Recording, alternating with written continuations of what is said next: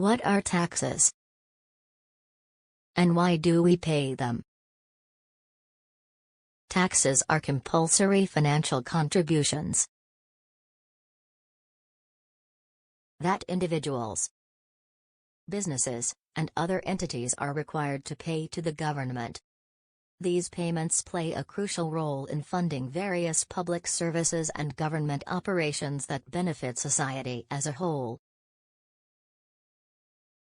Why do we need to pay taxes?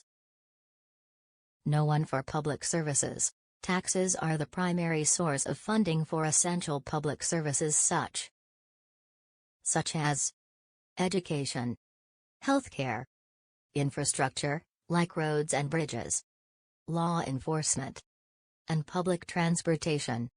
These services are important for the well-being and development of our communities.